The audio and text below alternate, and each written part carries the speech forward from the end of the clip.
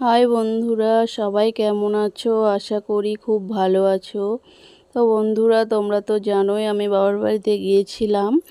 তো বাবার বাড়িতে যাওয়ার সময় দেখো সব গুছিয়ে ব্যাগে করে নিয়ে গিয়েছিলাম।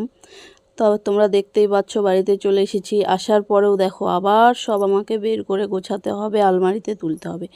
একবার যাবার সময় সব আলমারি থেকে বের করলাম, গুছিয়ে গুছিয়ে নিলাম ব্যাগে, একটা একটা করে নিয়ে গেলাম। আবার সেখান থেকে আসলাম, এসে আবার আমাকে একটা একটা করে গুছিয়ে আলমারিতে ঢুকাতে হবে।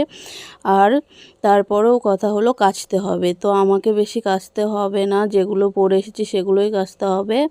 আর যেগুলো ওখানে মানে পড়েছিলাম সেগুলো তো কাচাই হয়ে গিয়েছিলো, মা কেচে দিয়েছে। আর মাকে বললাম আমি বাড়িতে গিয়ে ঝামেলা করতে পারবো না, তুমি কেচে দাও। তো মা পুরোটাই কেচে দিয়েছে।